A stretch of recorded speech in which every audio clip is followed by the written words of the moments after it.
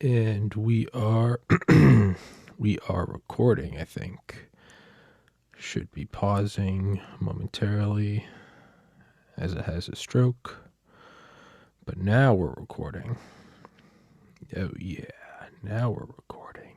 Oh yeah. Episode 378. It's a solo rant. What is a solo rant, you may be asking yourself? For everyone that hasn't listened to one before, it's where I just start talking and I see where it goes. There's no schedule, there's no agenda, there's no talking points, there's no topic. It just starts. And not only that is it can start one way, and if I get sidetracked, we're just going to go the other way. So it can start with skateboards and we can go into the history of elephant hunting. There is no rhyme or reason behind it. And if it's not for you, it's not for you. And I would say that if you want a specific thing, then a solo rant probably isn't for you.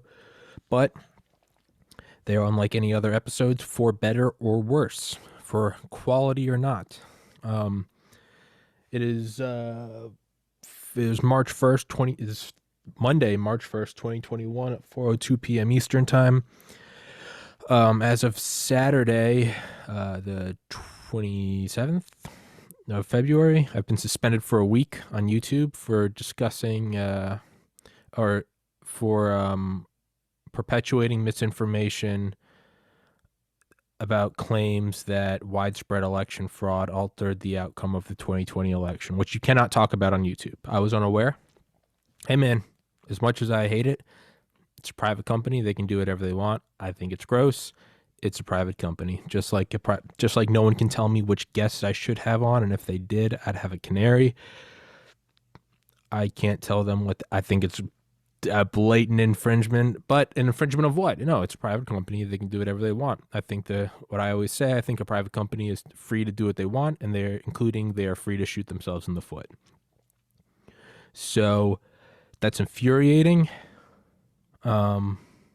They've taken down 3 episodes. Episode 289, 289 or 288, 291, and 370.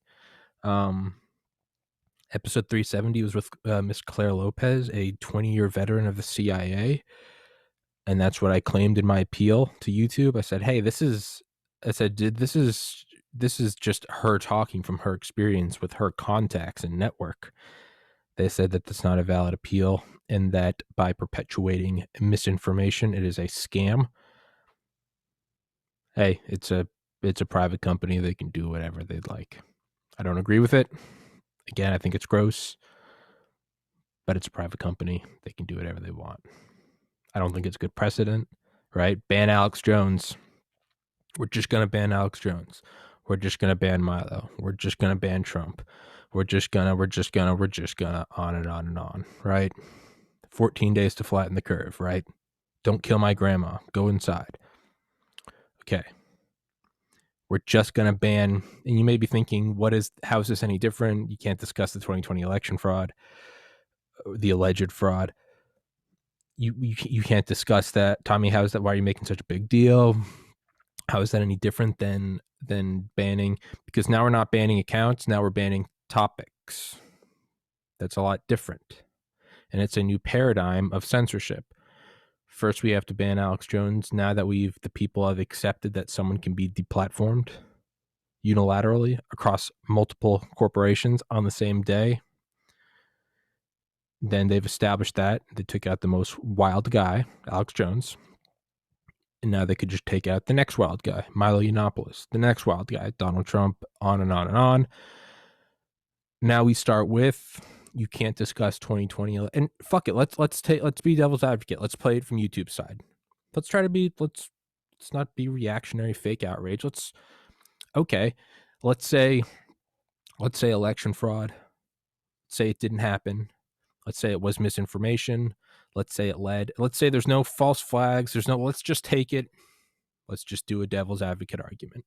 There was no fraud. It's misinformation being perpetuated. It led to the January 6th insurrection, and it led to the death of several people. Let's just take it. I'm sure if any of my conservative friends listening to this, they're probably rolling their. Let's just take that at face value for this thought experiment.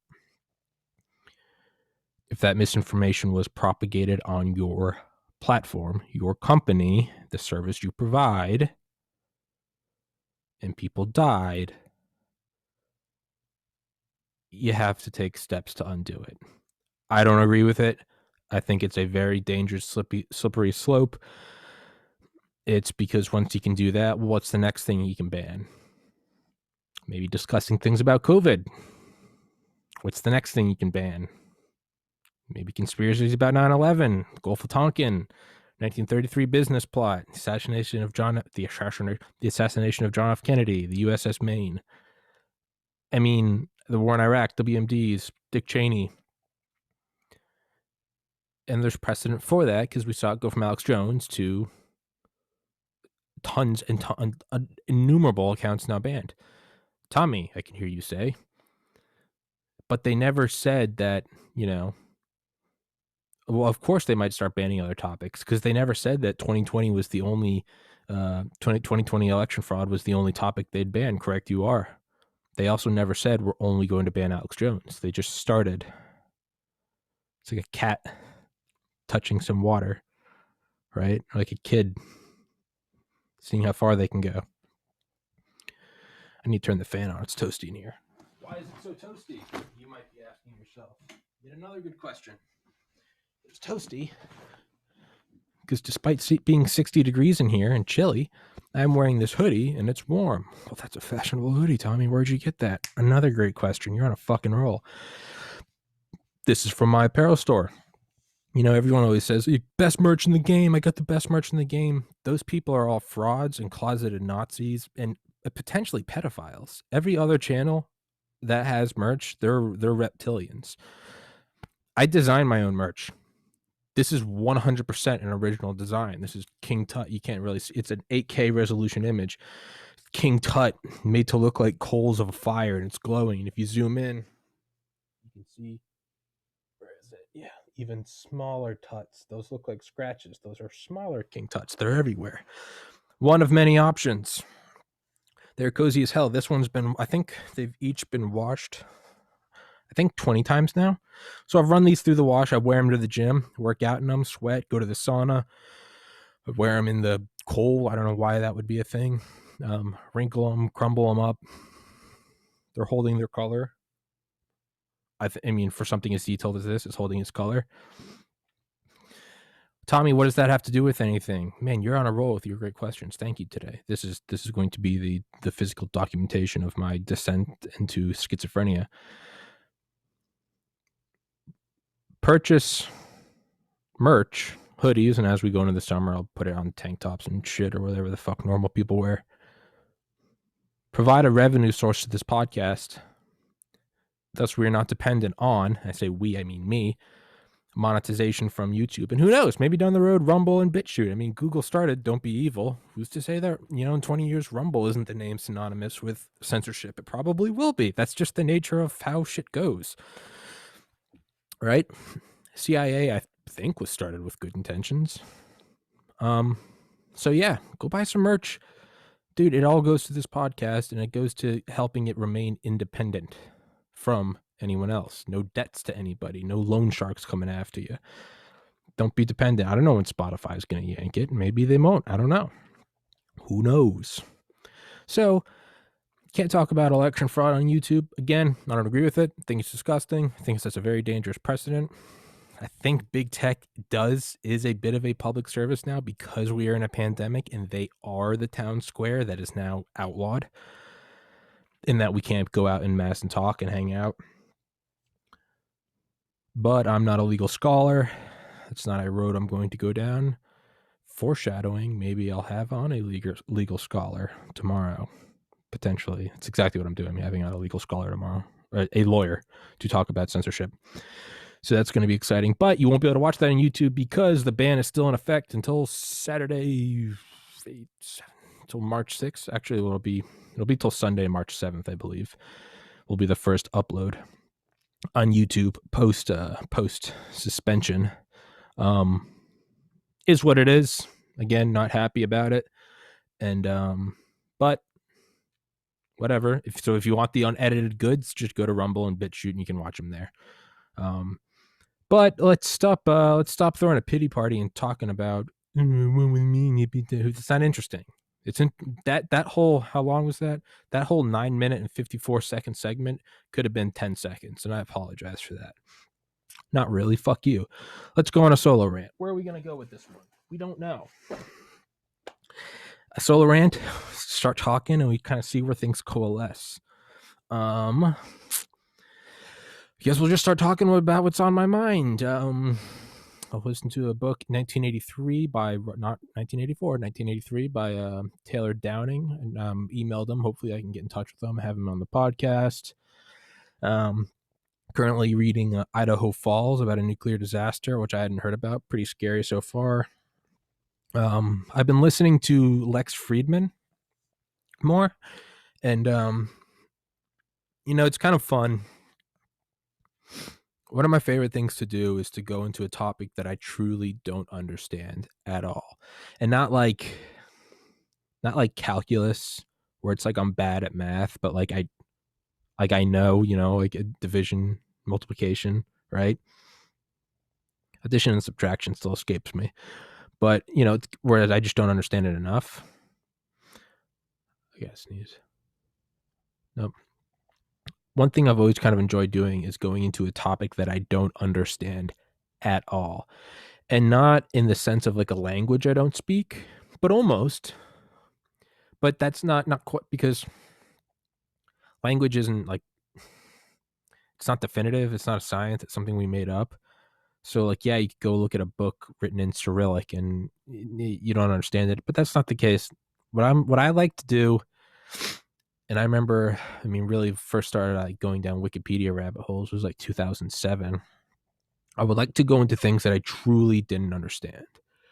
Like I would find one of the early things I remember doing, and I actually kind of understand it now, so it's lost its magic, is I would go into like obscure elements that I didn't know anything about, like technetium, molybdenum, whatever.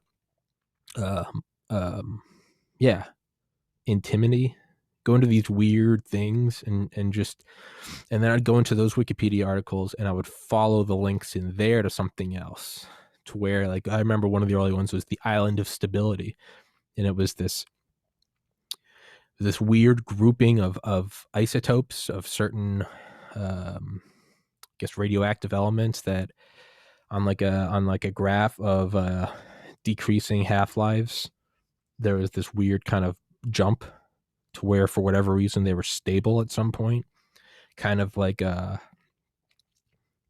Balmer peak or the Balmer curve, Ballmer, named after Steve Ballmer of Microsoft. How they found that coders, after it's like 1.2 years, their efficiency, and that's a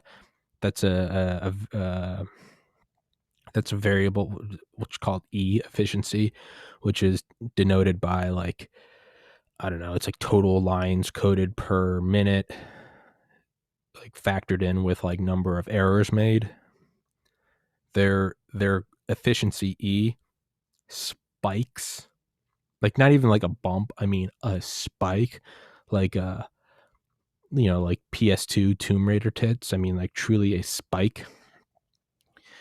And then it goes back down as the individual gets drunker and it starts dropping off.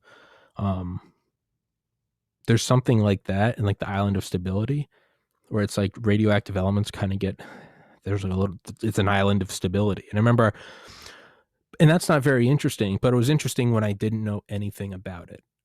Like another thing I did is in my when I went back to University of Georgia in 2014 to take the classes necessary to get into pharmacy school, I lived with my buddy, and we had this round table, like breakfast table, and it had a glass top, like the table was a circle, and it was maybe like, I don't know, it was maybe like 4 feet wide. The diameter was like 4 feet or something, and it was just glass. And instead of having a glass table over the wood, what we did was we took this big map, this huge map, and when we put it under it, the map was huge. The map was like, I don't know, it was like 8 feet wide and like 5 feet tall. So it was like far too big to fit in. That's what she said, to fit under. So what we do is we took it and just kind of folded it under. It was really crudely folded. We just kind of make a circle and then smush it down with the glass. And then every once in a while we would change it. I think we could like pull on it and you could kind of like scroll through the map. Whatever it was, is we just took this map and we put it under our breakfast table. And we would kind of sit there in the morning. And it's kind of like what Commander Chris Hadfield said about being on the International Space Station, is you very quickly realize that there's no up and down, there's no north and south, there's no borders. So whereas at least I look at you look at a globe, and to me it's like the center of the globe is like the east coast of America. That's just, look at it and there's the east coast, and you got Mexico down there and Canada and snowmen up there, and you got Oi over there, and you've got like African tribes over there, and then you've got China and Soviets over there, right? North Pole, South Pole, whatever. And it's just kind of up, down, left, right. But what he said is like, you have to realize that, okay, one, like obviously erase all the borders, but two, he's like, you're not always looking at it like the early the early detection, the early warning radar line, the DEW line, DEW, during the Cold War, was this line of radars across like northern Canada, like way north, to where it's like not even really Canada. It's just kind of like that weird, it's not quite the Arctic, but it's like pretty much like a lost world. It's I mean, it sounds like the old or the Wedding Crashers quote. I never know what she's doing back there. I never know what the fuck my mom. I just hear like shit slamming sometimes in the middle of the day, and it sounds like you're just throwing anvils, just. And it's like, what the fuck are you doing? You go down there and she's just like knitting. I never know what she's doing. Idiot. Jazz, that's pretty fucked up. But yeah, there's this early warning line across like northern Canada, like just the lost world. I'm trying to remember some of the names. Ellesmere Island, I think, is one. But yeah, it's like, but when, so what the point is during the event of a nuclear war between the United States and the Soviet Union, like, what the fuck is that noise? My mom's like 5 inches shorter than me. I'm twice her weight. And it just sounds, it sounds like a buffalo is running. This happens every day. But if there were to be a nuclear war, obviously we would have bombers. And we had Operation Chrome Dome. We had Curtis LeMay Strategic Air Command. Curtis LeMay was the best ever. We had nuclear submarines. Nuclear submarines are very, that's a whole new dimension of warfare, because a lot of them, they would not be used in a first strike or even a second strike. They would be used, like the Typhoon class Russian submarines. They were specifically strategized to, they would wait until 30 days after the first strike, which, I mean, if you have your general, Jesus Christ, if you have your general nuclear war and then you have like a secondary strike, you have your decapitation strike, retaliatory strike. Typhoon class submarines were meant to be like 30 days after. They were just waiting until way after, and then you pop up and you just nuke America. So you have submarines, which are, that's a very interesting sort of, it really is a trump card, if you will. But the nuclear missiles, which I never really thought about, just because, I look at like a rectangular map, and it's like, oh yeah, you go from Soviet Union, so maybe you shoot them off the East Coast, maybe you shoot them off the West Coast. But what I never knew was the way you attack is you actually shoot them over the North Pole. What the fuck is that noise? Jesus Christ in heaven.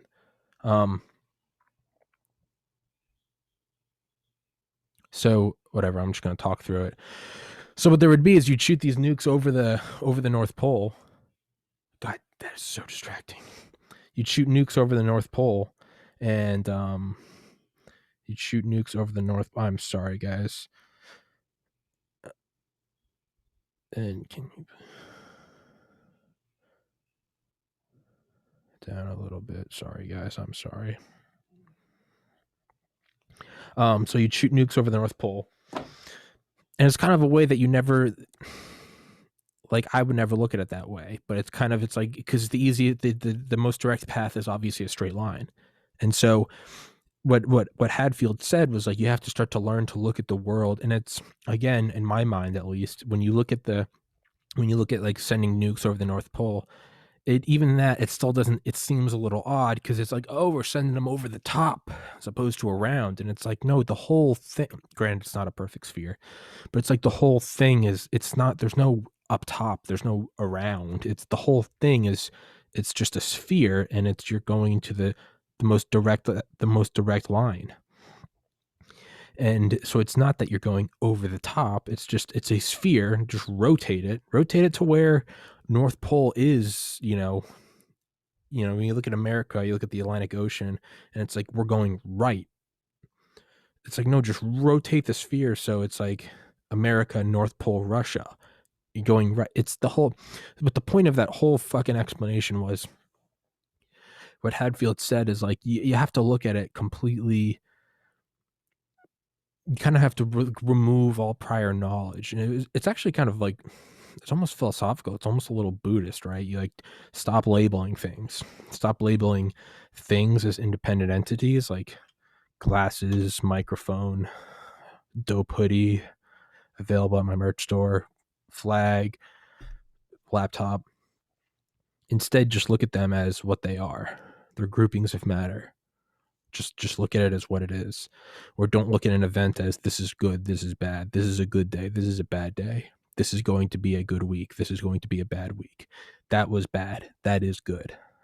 Just start looking at things as what they are. And again, it's kind of like that Alan Watts like parable. It's like, there was once a Chinese farmer.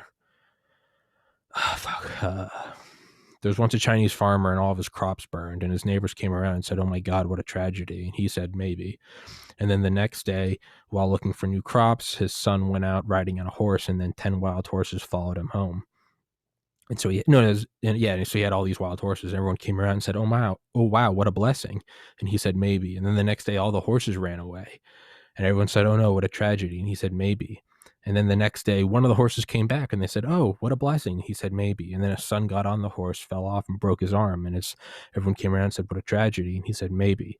And the next day, the conscription officer came around looking for men for war, and he was injured, so he couldn't take them. And they said, "Oh, what a blessing." And he said, "Maybe."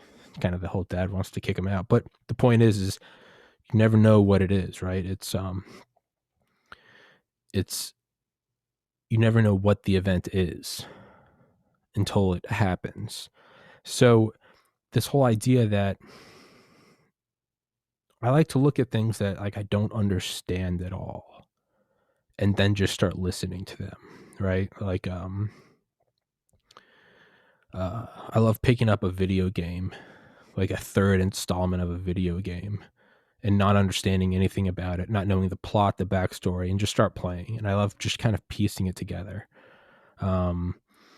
David Fravor, Commander Fravor, the pilot that chased the Tic Tac, he talked about how on like the USS Nimitz, or I would imagine any aircraft carrier, they choose like a couple movies and they play those around the clock for like a week, and then the next week they have a new selection of movies. And he was like, I learned to watch movies not in like a chronological way, because like you only ever had 15 or 30 minutes of free time. So he's like, Independence Day, you'd go watch 30 minutes and it would be like minute 47 to minute, hour 17. And then you'd have to go do something else.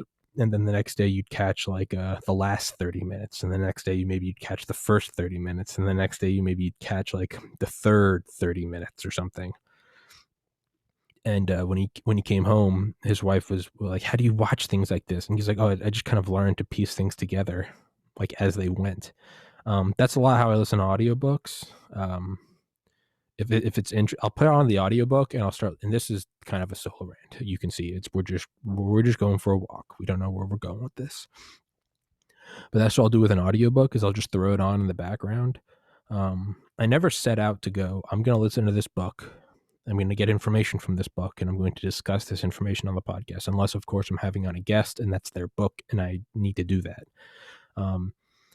But what I like to do is I like to just throw on books in the background, and it's kind of like, I don't know why I'm trying to relate to it, but it's almost like, it's like when Dr. Dre first heard Eminem, he said, hold the fuck up, pause that, rewind that, play that back. Who the fuck and what the fuck is that? Find him, sign him. But you have to imagine that he's probably listening to thousands of just cassettes every day, and they're just coming, he's meh, meh, meh, meh. And the way he described it, and I don't know if this is accurate, but fuck it, let's just take this as fact. It's not that you sit down and listen intently to every single song. You just kind of throw them on and then go about your day. And you may be thinking, well, you're not paying attention to it. Exactly.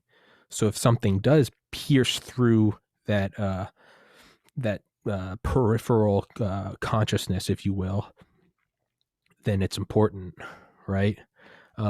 It's like I set an alarm, even if I'm, I wake up, go to the gym, shower, meditate, whatever. I still set an alarm for like 10 minutes before the podcast, because sometimes I lose track of time, and I'll be just fucking doing whatever, and then beep beep, and I'm like, it cuts through the periphery, whatever I'm doing, whatever I'm on Reddit or whatever. I'm like, oh fuck, I gotta go do this. When I put on an audiobook, I just put them on, and if it doesn't ever like cut through, then to me it's like not worth it. I do that a lot when playing video games. I discuss how I mute video games, kind of just go into like a sandbox mode, like a Grand Theft Auto director mode. I just play video games I play video games and I listen to books in the background. And if something cuts through, I like to imagine, because I'm a psychopath, I like to imagine that like part of my brain is almost fractured into like my secretary. For instance, I had on Dr. Guillen the other day, episode 372, the last episode before I got suspended, and he talked about how his wife kind of screens his, requests for him to go on like shows and stuff, because he can't deal with them all. He gets tons of requests every day. She kind of screens through them, and whenever she sees like a notable one, she'll take it and pass it on to him, and then he can decide whether or not he wants to do it. Luckily for me, I got to have him on, and what a cool guy. Top 5 podcast all time, 372. 372, the one with Joaquin Garcia, the first one with Charlie Duke, 82 with John Romanello.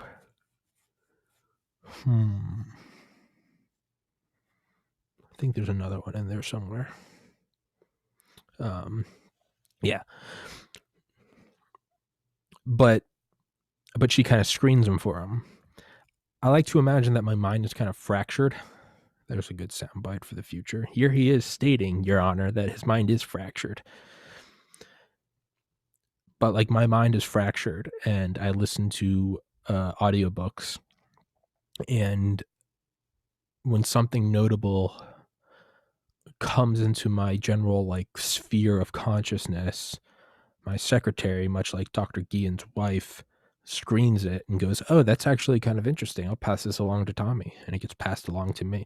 And how fucking weird is this? I'm talking by myself on a podcast about my mind being fractured into my secretary, and my secretary talking to me, and now me telling this story to me. I mean, good Lord. I mean, maybe this is enough to lock me up. But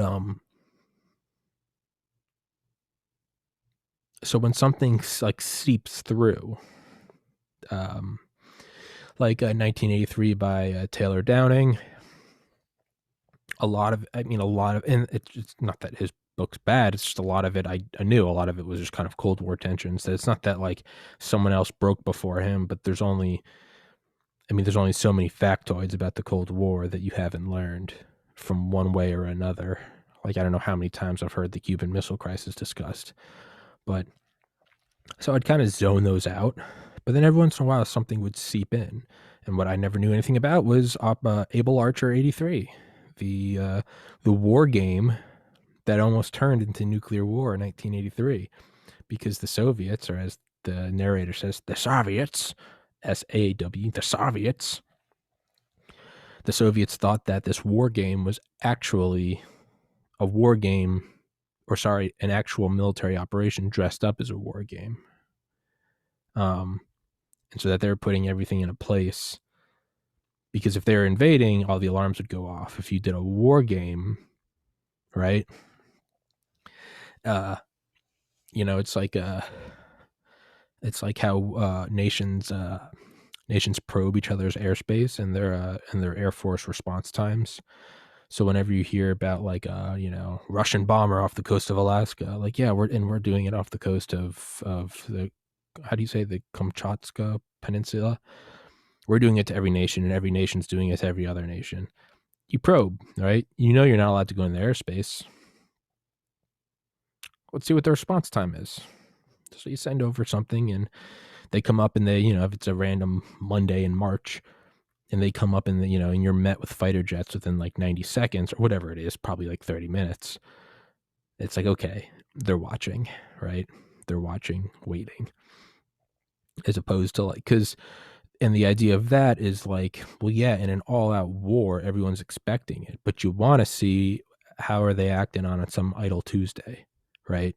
So, there's beefed up security for the inauguration at the White House, but if you're planning a military, and again, hey, wave to the NSA boys, but if you're planning like a military strike, you would maybe probe it in June, a year after an election, when it's kind of an idle time, right?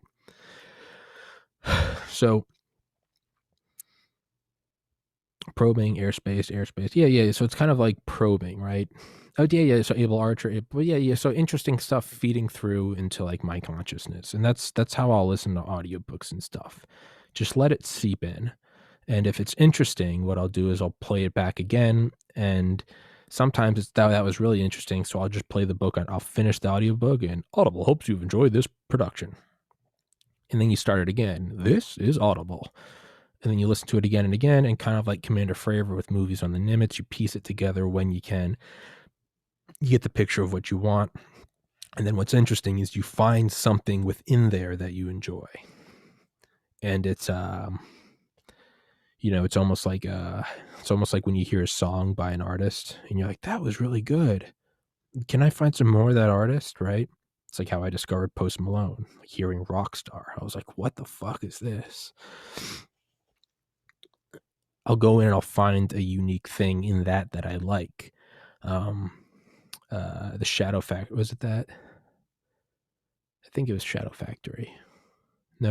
It was a Permanent Record by Ed Snowden, and him talking about the SCS, the NSA SCS, the National Security Agency's Secret Collection Service, Special Collection Service, the SCS. And it's this not hyper secretive because I know about it. It's this clandestine unit within the NSA. And it's a very interesting notion because it implies that that the NSA is not all just like analytics, that they actually have boots on the ground. I would imagine that you're probably pulled from Delta or DevGru or the FBI. Probably pulled from stuff like Dale and Ted-Eye did, right? The CIA Special Activities Division, which is just the most badass fucking thing on the planet. If you've ever played Black Ops 1 or 2, when you start at a level and on the, I know you're Mason, the numbers, but on the left-hand side where all the information comes out and then it starts getting redacted, it will always say CIA Special Activities Division. And that's what they were in. But, yeah, the Special Collection Service, that's something that like I learned about in Snowden's book, Permanent Record, which is a very good book, actually. I liked it. I don't know why I said actually. It's an interesting book. It starts out a little virtue signal-y, which, I feel like you got to do if you're chased out of your country by the most powerful intelligence apparatus in history. But yeah, there's a part in there, and I can't find any books on it, on the Special Collection Service. But it's basically these guys that go insert listening devices or intercepting device or whatever in very hard to reach places. That's what she said. But it'd be like, I don't know, it'd be like you'd want to maybe go put like a listening device on an apartment block down the road from the Kremlin or something, right? It's like the NSA's headquarters at Fort Meade. On the outside, it just looks like a normal glass building, but it's actually like a glass facade. It's like the Hearst. I think it's the Hearst Tower in New York, Hearst, where you kind of got that old brick building, and then it's got that weird geodesic glass outside on it. But the glass is clear, so you can see the building inside. It'd be like if you put some fancy glass facade over, like, I don't know, over like the Empire State Building, right? So you got this old stone building, but imagine if you had a shiny facade on it, right? So the NSA's Fort Meade has been described. Obviously, they're tinted windows, so you can't see inside. Some say that they're not windows at all. It's actually just opaque glass that no amount of light can get through, but that's all based on nothing. But fuck it, there's no fact checkers here. It's actually like a metal structure, kind of like a Faraday cage, and it's just got a glass box over it, so it looks more like an office building, but it's just some black cube, right? Not unlike, a little unlike, not unlike the black box in the middle of Mecca, right? We kind of got our own cube, but I hope Tim Dillon does an episode from in there. Fuck, that would be a funny Photoshop. I'm gonna make a note of that.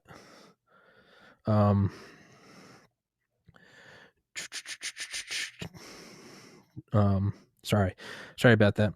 But and then in the hallways itself, inside of Fort Meade, they're all curved. They're like and not like the hallway is kind of one long, or at least how I've heard it described. I don't fucking know, but not like one long curve, like maybe like a somewhat flattened rainbow. But it's more like I don't know, more like a squiggly curve, maybe like a slide.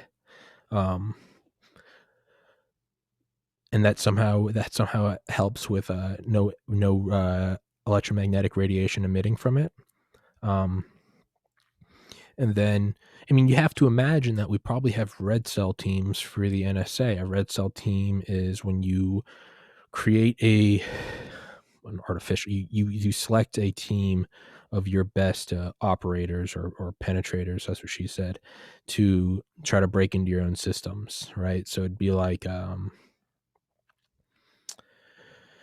it would be like, I don't know, what's a good example? I'm running out, what am I, blah, blah, blah, blah, blah.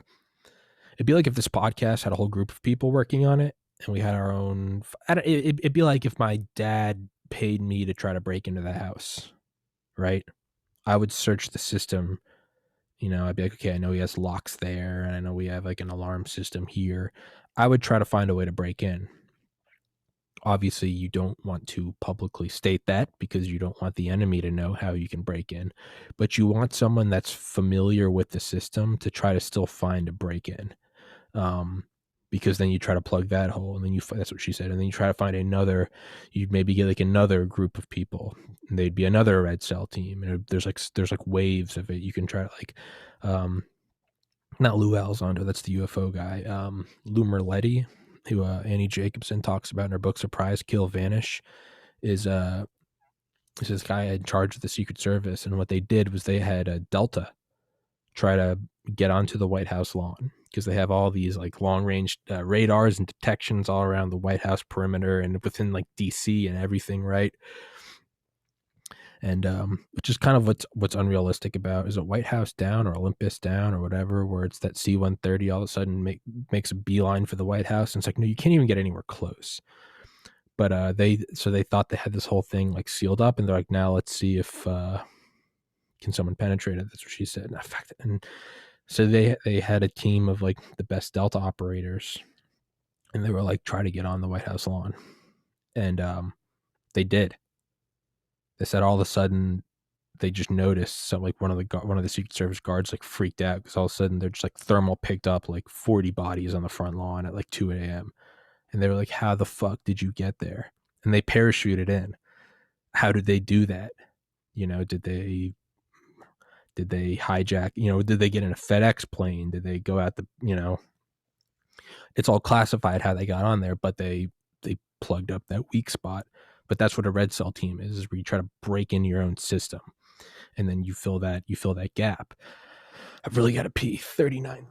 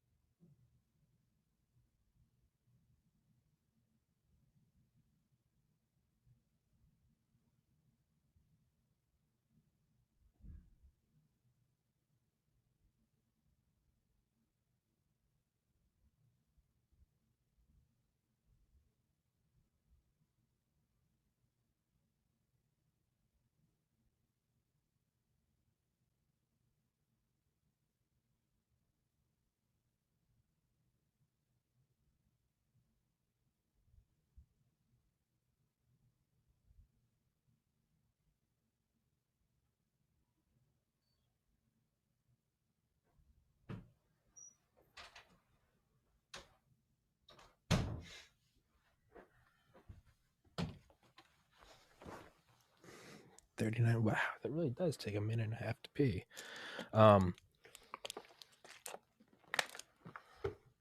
But yeah, so I mean, you got to think the NSA has probably got to have some sort of red cell team for their special collection service, right? Because, yeah, why wouldn't you? Because we know within Fort Meade, it wasn't on Clapper, it was fucking, what was his name? Michael Hayden. He gave an interview for the book. I think it was Shadow Factory, the post 9/11 ultra secret NSA by James Bamford, Bamford, which is a fantastic book. He's written several others. I think he wrote Puzzle Palace. Yeah, he has several good ones. They're all actually, a lot of them are kind of regurgitating the same things. But he talks about how Michael Hayden discussed how outside of his, if anybody's watching this, I wonder if anybody's watching this. If anybody's watching this right now, say comment red pepper poop. I just want to see if anyone's watching it. Just to see if anyone's watching. Red pepper poop. No, there's no free hoodie for saying that. Just if anyone's watching it, just say that. I just want to see if anyone's fucking listening. Who knows? Maybe if you do comment it, maybe I will give you a free hoodie. I don't know. Don't take it to the bank. But Hayden talks about or discusses how there's like copper like woven into the glass windows, and that acts as a fair. Actually, that might not be true for the NSA. I think that's the E-4B Nightwatch planes.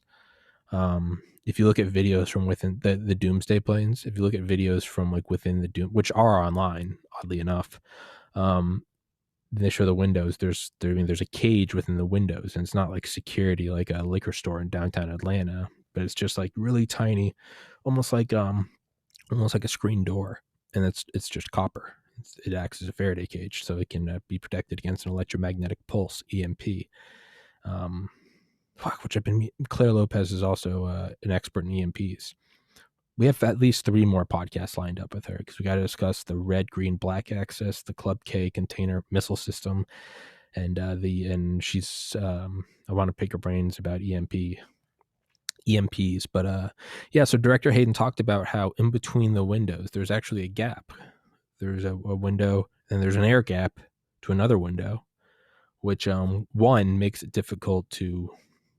So what we used, which led up to the Bin Laden raid, Operation Neptune Spear in 2011, was a way of collecting signals intelligence, or it was like direct auditory connections. But what it was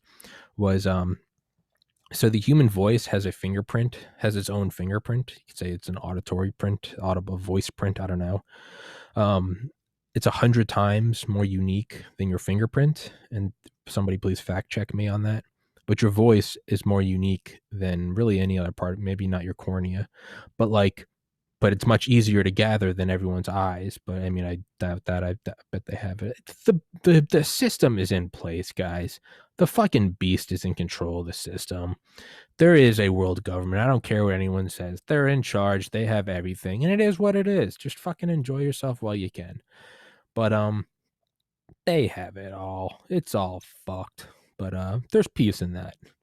But your voice is. Let's go back to pretending that's not what reality is. Your voice is more unique than your fingerprint. And I mean, you can only imagine that they've got recordings of Bin Laden's voice, right? And so I thought this was like earth-shattering news in 2011. It was probably old then.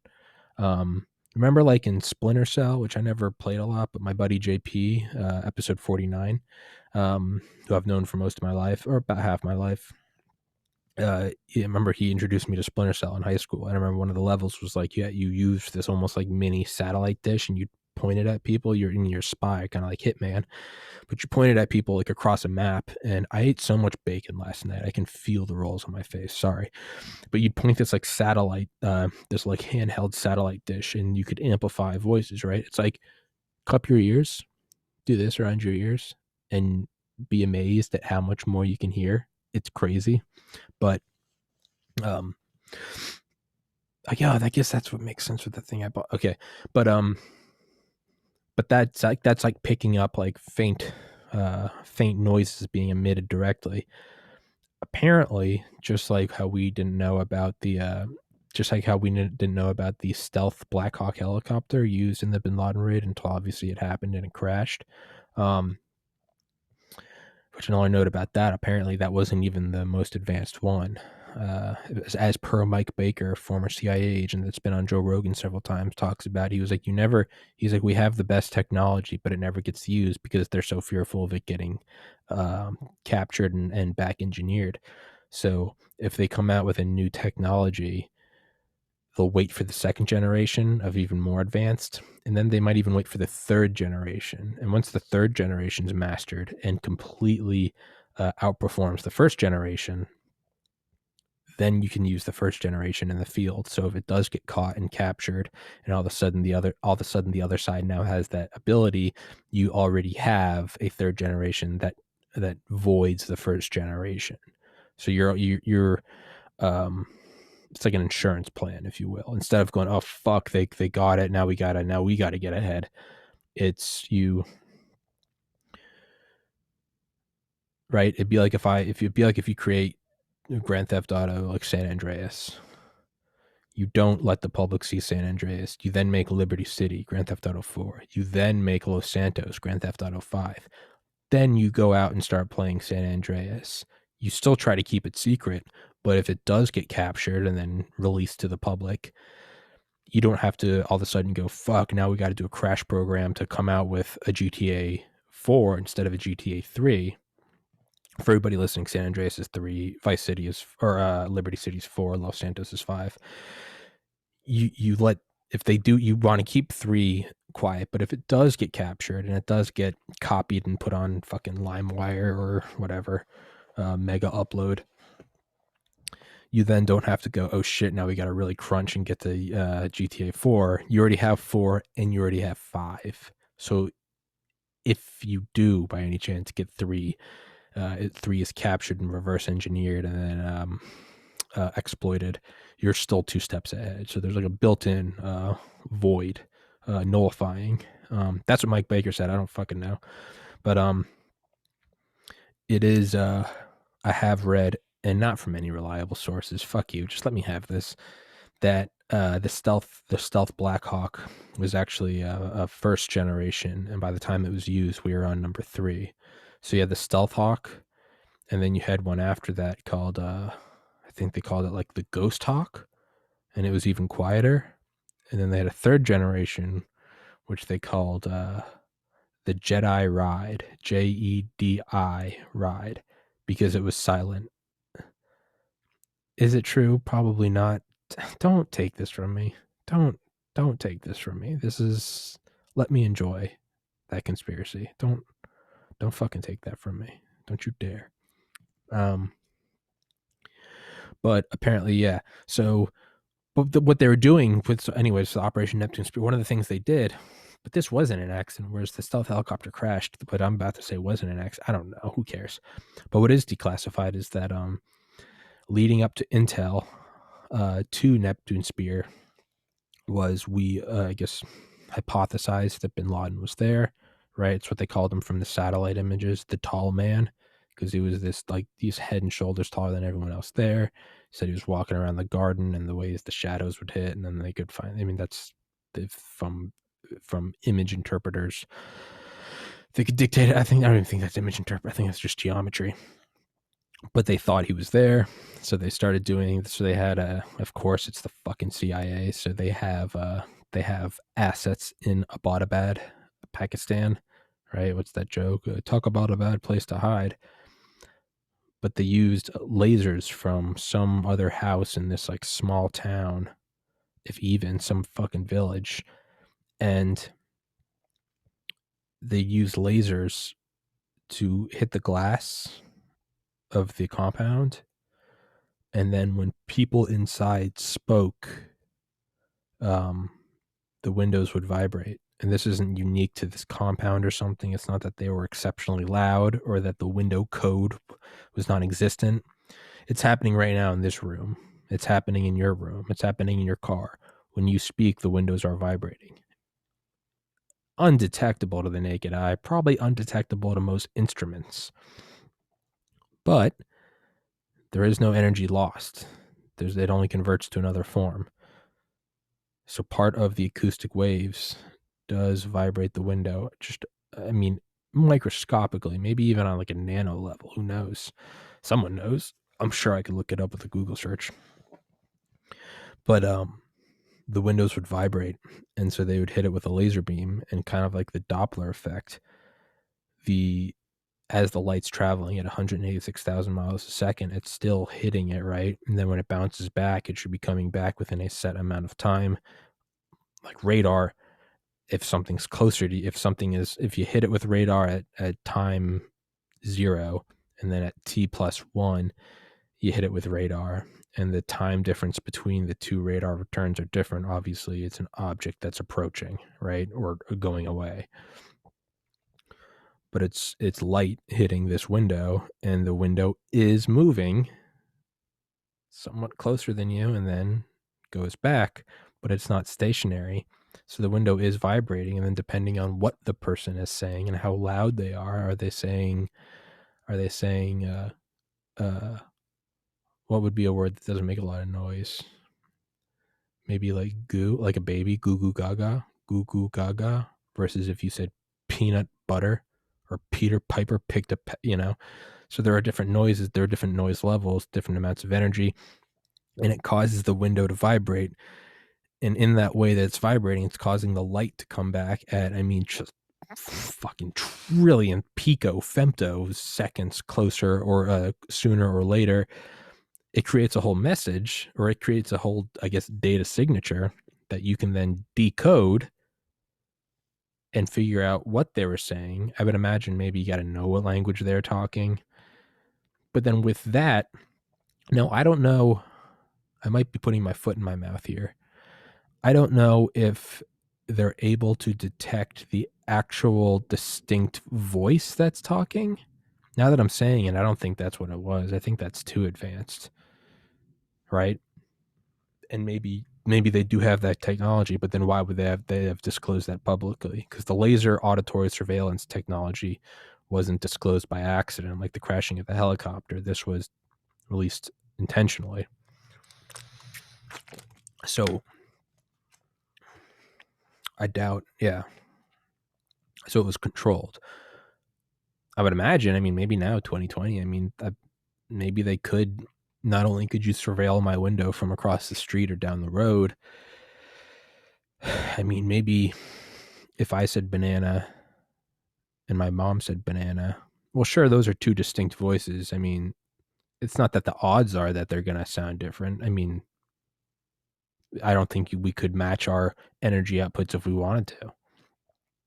But maybe if you had 1,000, so the question is maybe if you had 1,000 people in a room, each taking a turn saying banana, is the technology so advanced that you can distinguish 1,000 different signals? Maybe. If it's going at light speed, the fractions you're looking at are in the trillionths.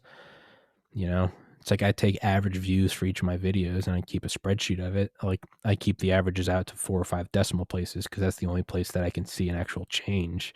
Otherwise, they all stay at like an average of like 512, which is weird. But I wonder if there is a.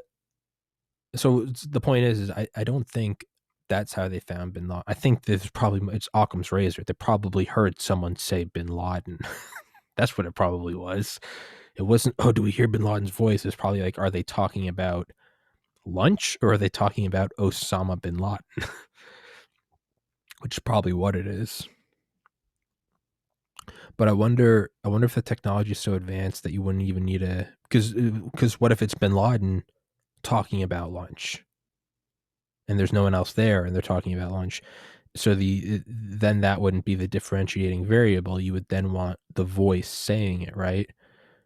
If you're looking for evidence of someone being somewhere and you found that a light switch was flipped, if one of the light switches was a switch for murder and the other was a switch for lunch, sure, you'd look for the flipping of the murder switch. But if there's only a flip for lunch or for a light, You wouldn't be concerned about which light was flipped or which switch was flipped. You'd be looking for fingerprints on the switch. You wouldn't care what the switch was. You'd be looking for those identifiers. I wonder if it's so advanced now that you can you find a voice from within the vibrating window. You probably can't, based on nothing. You probably can't. I would imagine, in my simpleton mind, that it's probably not accurate enough that it says that's for sure bin Laden, so much as like maybe you have his voice, and I don't know, maybe you've collected voice samples of everyone else in the compound. I don't know.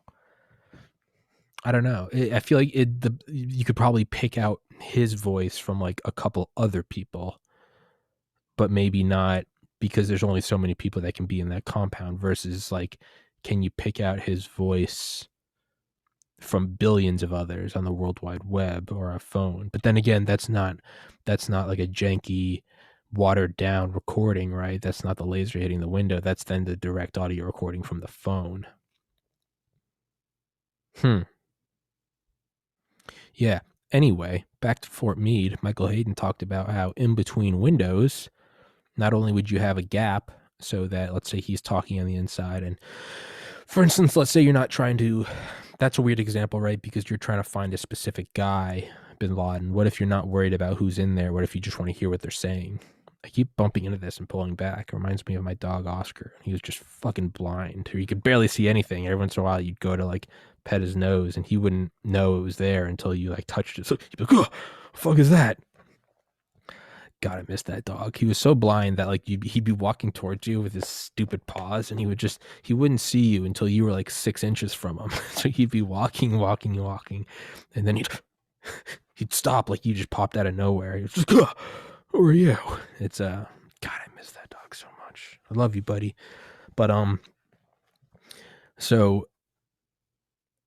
but what if you're just trying to find out what they're saying inside, right? So you wouldn't be concerned who the director is. Maybe you would be.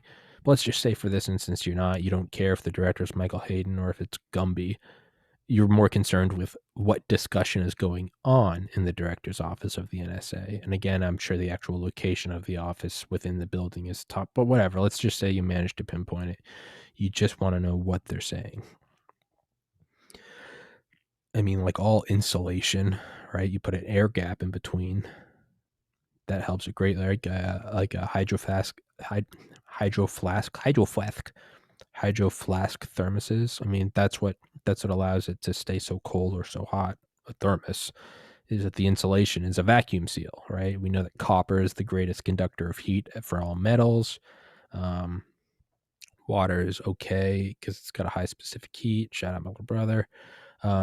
There's, you go into your attic, you have the insulation, the pink fluffy shit. That's not what she said. If she said that, she needs to go to a doctor. But vacuum seal is your best. But what they would do for the windows of the NSA, I don't even know if it's just the director's office. It's probably the whole building. Whatever. The point is there's a gap between, there's two sets of windows, and there's a gap between them. So whatever vibration's going on with the first window is so greatly dissipated, right? Because let's say you didn't have a window and you just had like a microphone, which picks up the vibrations, right? It's getting the vibrations directly from me. The amount that it's watered down from just going behind a window and only being able to read from the vibrations of the window is so immense that by the time you then step out, then put a second window, the watering down of the watering down is just right. It's like when you use an antiseptic that kills 99.99% of germs. Well, that means 1 in 10,000 are going to survive, unless of course you then hit the surface with another antiseptic that kills 99.99%. What are the chances that that 1 in 10,000 is going to also be resistant to the next 1 in 10,000? Well, we can dictate the chances, and that would be 1 in 100 million, right? 10,000 times 10,000, 10,000 times 1,000 is 10 million times 10 is 1 in 100 million. Hit it with a third, and now all of a sudden you're 1 in a trillion. So it's kind of like that second layer of you are now having to pick up the vibrations of the window that are picking up the vibrations of the window. How distorted is it? Can you even pick it up? Does that whole light thing even work? Because is the light now refracting off the second window, but I'm sure that they can all be decoded with a computer. But the real kicker is so instead of just adding the second antiseptic, I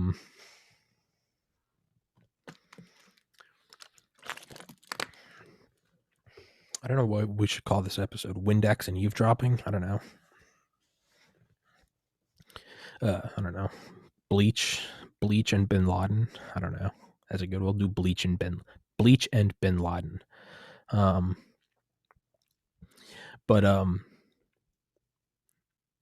So whereas if you use that primary layer of disinfectant, you get 1 in 10,000 chance that some of the germs are going to survive.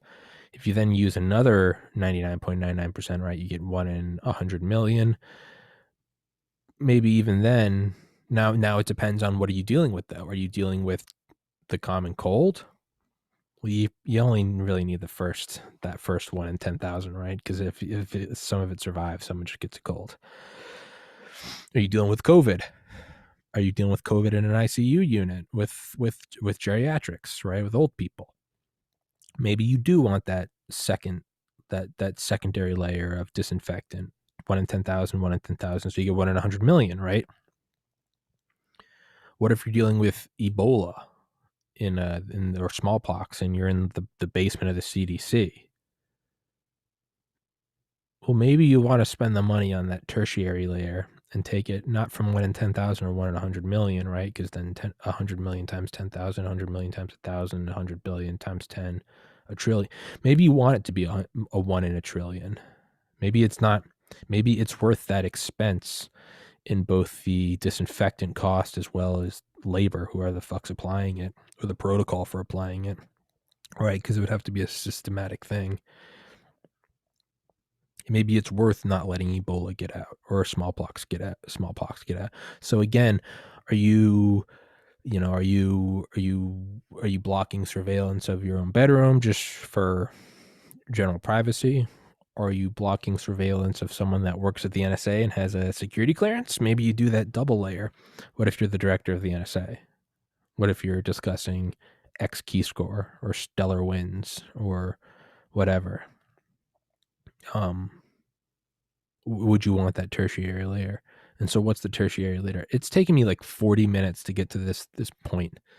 Fucking blue balling you. It's in between the two windows. They played music. And that music would completely distort any message you're getting through. So they would just play. And I think they played, it was like super complex. So you wouldn't just do like Baby No Money. You wouldn't just be like ba ba ba da ba ba ba ba da da da da da da da da. When I popped off, then your girl gave me just a little. I think they would play like Mozart or Bach or Beethoven. Just tons of different moving pieces. I mean, that playlist has got to be classified though, right? Because if someone could find out what the song was, you could probably code it into the machine deciphering to negate that, right? To kind of cancel that out, remove that as like a fixed cost, if you will. So you'd have to make you'd have to make that the playlist class. That would be the most classified playlist in the world, right? Because I'm sure that's, if we're doing it for the directors, it's probably the same in the Oval Office. You're probably playing music between the window panes. Or maybe you're not even playing one song, because you could then use that, right? Because then you could then use because now when the person's not talking, so what if you just played one song on repeat? The person's not talking at all moments of the day. Even if they are, there are spaces in between. Like now when I'm talking, right, there are natural pauses. And if you're shooting at the speed of light, I mean, a 1 second pause is a lifetime. So, yeah, you couldn't play the same song because I should be hired for a red cell team, right? Because at night, they're probably just running it all around the clock, right, as a security precaution. But when someone's not in there, well, then you'll just be able to use the laser. What is she doing? I have no idea. It sounds like she's disassembling a Shelby Cobra. But if you just played a song and no one was there, you'd eventually be able to right? Because if this thing is used to pick up very faint conversations, well, shit, you just need to use that laser thing and then plug the data into like an app on your iPhone, like Shazam. It just picks up the song. It would just tell you what song it is. You could then download that and have your computer decode it. Now, again, what is the budget of the person eavesdropping on you? Just like the disinfectant analogy, if someone's going to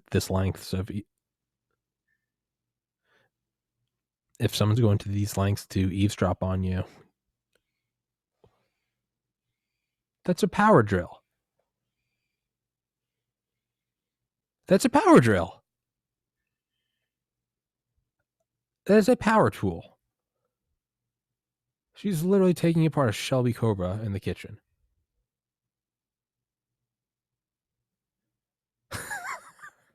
What the fuck?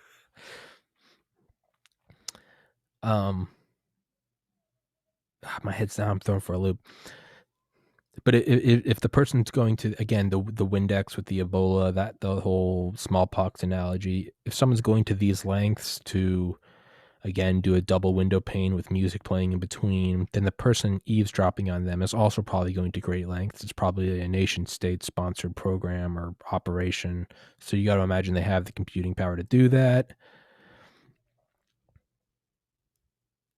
They could probably then decode the song and then account for that and offset it and still find out what the person's saying. So you'd have to have the song constantly like changing, right? It'd have to be like a power hour playlist, right? Which is weird. But I know that they talked about some of the encryption they would use, and the encryption was based on like, because there's no such thing as true randomness. The encryption was based on like they would just use random data every day and they would change it every day. It would be like the number of I don't know, it would be like the number of traffic cameras, the automatic ones that take a picture of someone running a red light. I'm not making this up. They would be like, okay, take the number of traffic camera images taken in Cleveland on today, March 1st, 2021, and divide it by the average length of communications between the air traffic controller at JFK Airport and 747s coming across the Atlantic. And not even every plane, just those, and the average length, and then divide it, and that will be the code to, the secure line between the director of the NSA and the president.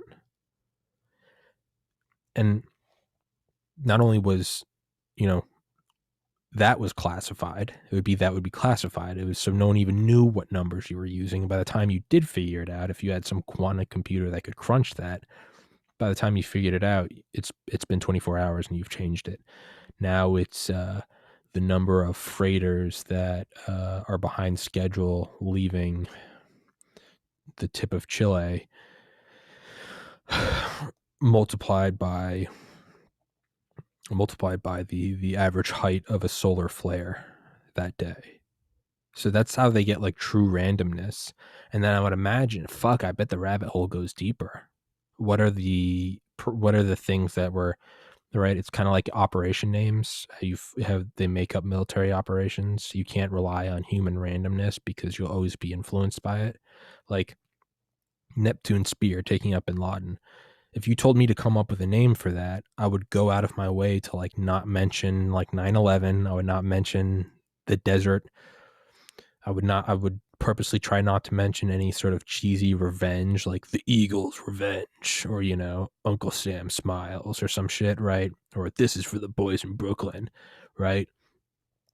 But then your purpose, your intentional avoidance of those keywords would then uh, raise suspicion about. So by avoiding those, you are actually you are drawing a light to them.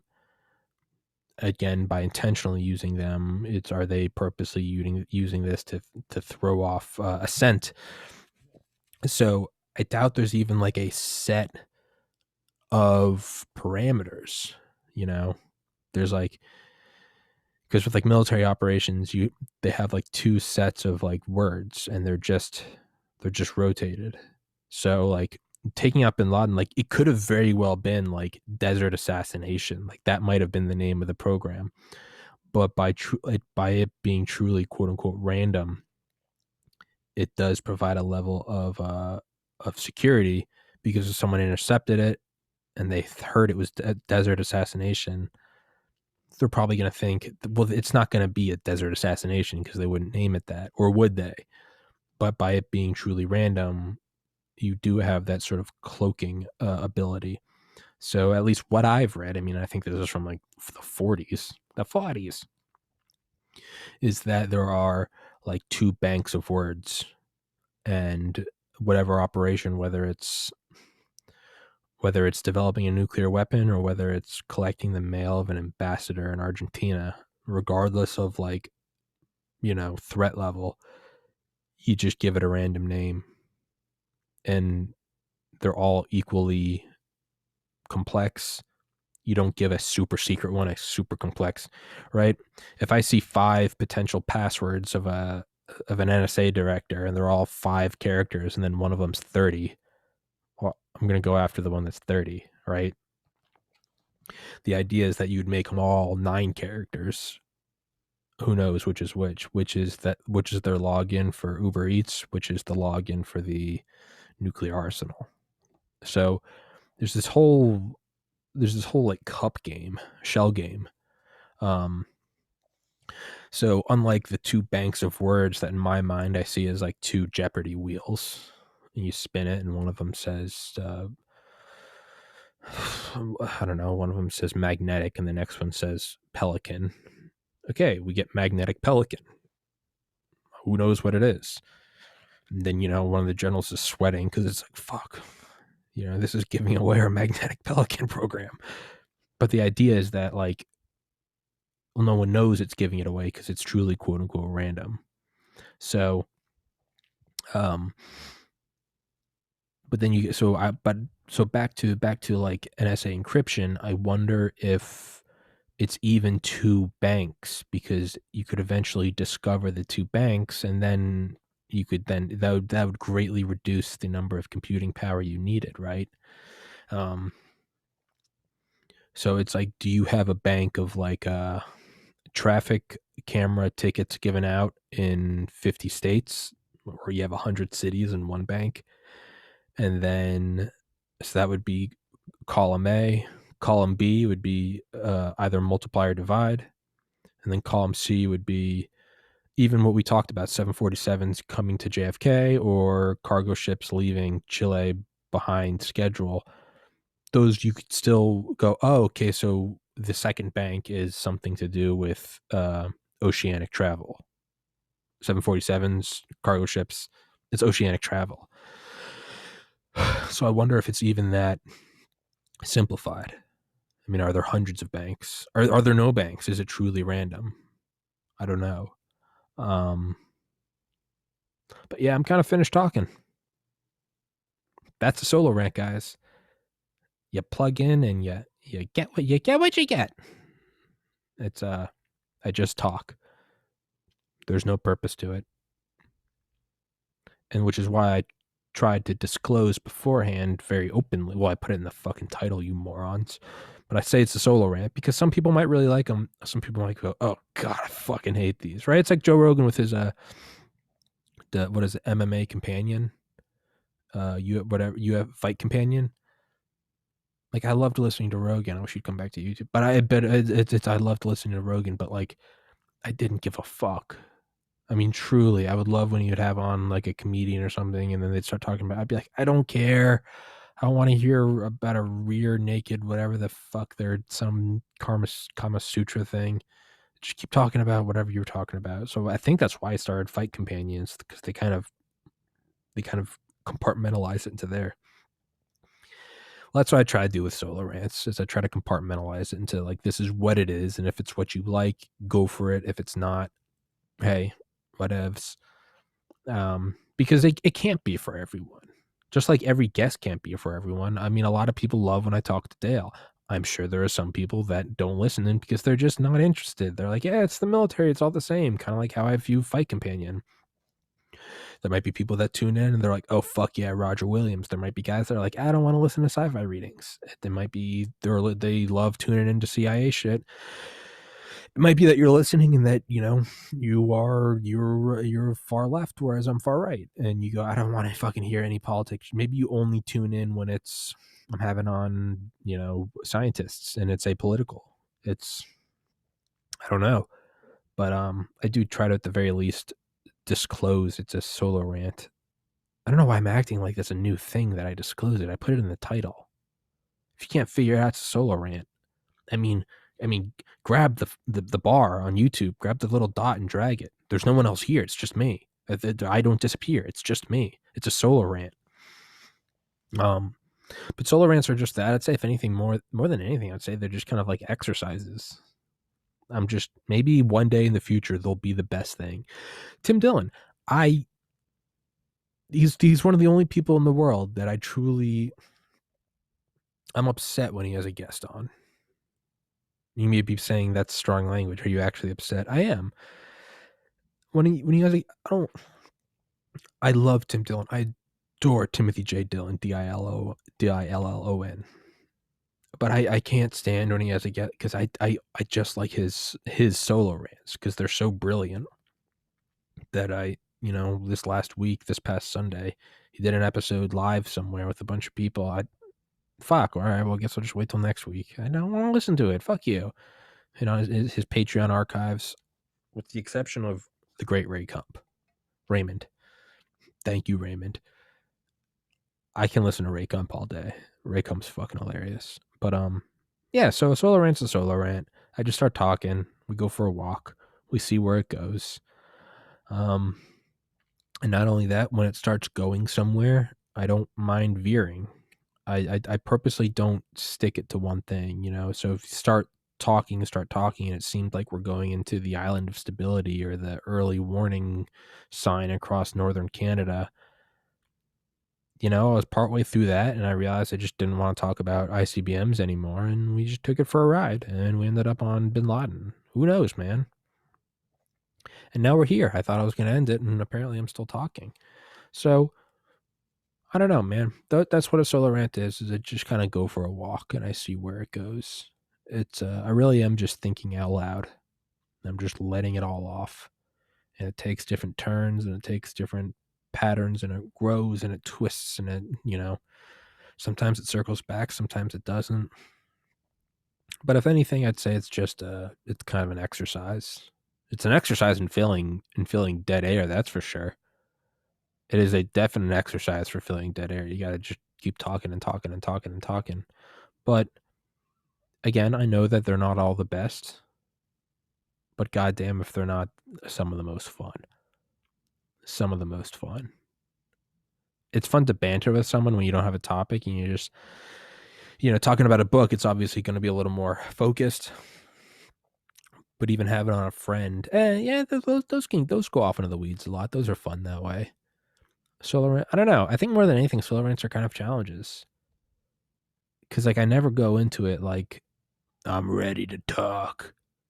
I always go into it, and you just start, and I never record when I'm because one or two times I've been like I'm going to start recording when I'm ready, and I ended up sitting here for like 30 minutes. So I found it's kind of like getting kicked out, right? It's like being pushed off the diving board. just Alan Watts, and then you're in the water. There was an Alan Watts chill step mix made a couple years ago about how if you put people on the edge of a diving board, they'll learn all about diving. They'll get an encyclopedia volume on diving, the history of diving, different forms of diving. They'll get the right clothes. They'll get a coach for it, and it's like, just push them, and then they're in the water. And it's like that's like what enlightenment's supposed to be. Like you can't prep for it. You just fall. And then he would say, and then they're in the water. I kind of felt a need to elaborate on that because otherwise it just sounded like another kind of schizophrenic tick. I'm not schizophrenic, by the way. But yeah, go buy a hoodie, man. Support this fucking podcast. You don't want to be, the burden's on you. If you don't go buy merch right now, you're complicit with a techno-fascist hellscape that wants to censor the world. And you might be thinking like that's a little tense. I mean, you just went from A to Z. Yeah, this is war. This is war. You have to buy my merch so that 1984 doesn't become real. And that may seem like I'm hiding behind this kind of monolithic, unfalsifiable claim. Hey, go fuck yourself. Buy the merch. Be an American. Support this fucking thing. But yeah, let's wrap this one up. Monday, March 1st, 2021. Yeah, Monday, March 1st, 2021, 5:23 p.m. Eastern Time. The censorship will continue until morale improves. Take care, my friends. Stay safe, and God bless you all. Just God bless all of you. You're such saints. Your father would be so proud.